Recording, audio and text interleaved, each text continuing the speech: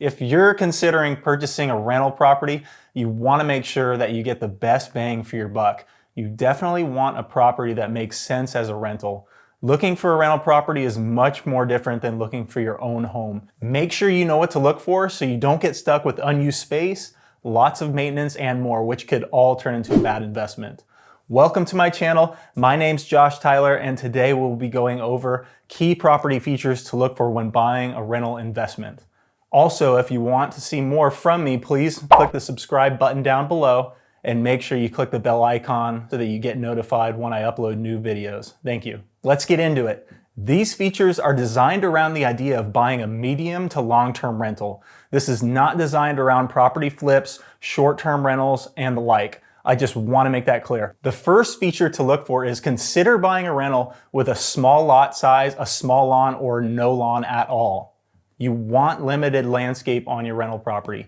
It's less time spent on trimming trees, cutting grass, hauling equipment, hiring out a landscape company, cleaning the roof and gutters, and the list goes on and on. Look for a rental with a small lot and limited landscape features. You will save time and money by doing this. It is less upkeep and less of a hassle.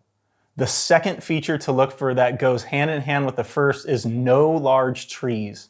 Large trees are great for a home flip or a relatively short-term investment. They are not good for a long-term rental. Avoid large trees because they will also take up time and money. Large trees can become a hazard in strong winds, roof and gutter maintenance, a potential big branch snapping over the roof, and then you're at it with the insurance company for several months. Avoid them if you can. The third feature to look for is no HOAs or CC&Rs. Just because you don't buy a rental in an HOA neighborhood doesn't mean that there are CC&Rs attached to the area that you are looking to buy. CC&Rs stand for covenants, conditions, and restrictions. They are the rules for a neighborhood. They describe the requirements and limitations about what you can do with your property. Just do your research and be aware of both of these. They can potentially completely ruin your investment plans. Just because an HOA looks nicer and you think in your head that this will attract more of a broad renter pool, that just always isn't the case. The HOA can tell you that you're good to go for rentals, and then they can change the rules down the road if they decide to. I suggest looking for a rental outside of HOAs and CC&Rs because you will have the freedom to do whatever you want to do on that property. The fourth feature to look for is a detached garage to convert into another rental. These can sometimes be harder to find, but they are out there. This can be an awesome way to create more rental income by converting the detached garage into a mother-in-law style unit. Doing this will let you add one more lease to your investment property. These are awesome to find and can really set you up for success. The fifth feature to look for is demographics. You want your rental to make sense.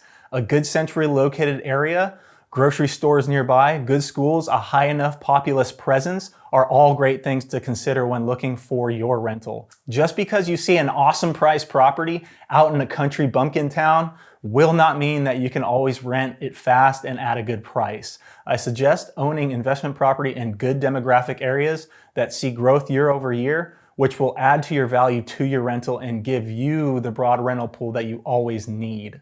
The sixth feature to look for is no high maintenance premium features.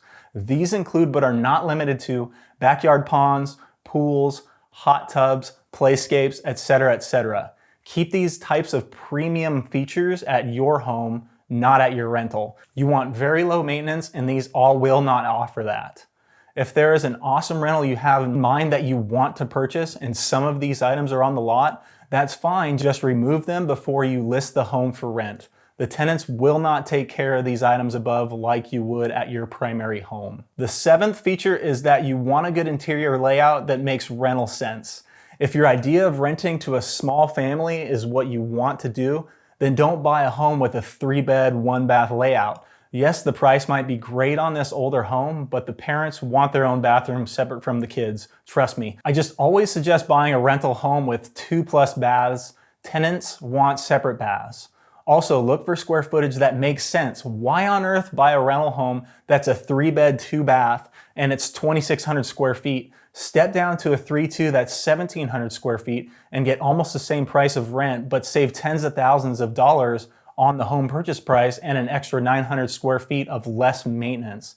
These are just a few examples out of many others Do your research, do the math, and do what makes financial sense. The eighth feature is to look for a rental with lots of street parking and driveway parking. When the parking is tight or looks really tight, it's hard to make a rental look desirable to a big family or a group of college kids or whatever, because all these people have separate vehicles for the most part. Look for a rental that has desirable parking space around the home. Corner lots are awesome for this idea because they offer street parking on both sides of the home. The ninth and final feature for this video is to look for areas with lower property tax rates. If you can find most of the above and get into a nice area with relatively low property tax rates, then you're doing really good. The idea of this long-term rental is to get it paid off with the income it generates and by any other means. So after it's paid off, just know that you will pay the property tax rate, which will climb for the rest of its investment life and for however long you own it for. These ideal rental pockets can be found, they just take time and research. Thank you so much for watching this video. Follow these steps and you will do great at getting into an awesome investment that will take care of you in the long run. Please check out my previous videos, subscribe, and we'll see you in the next one.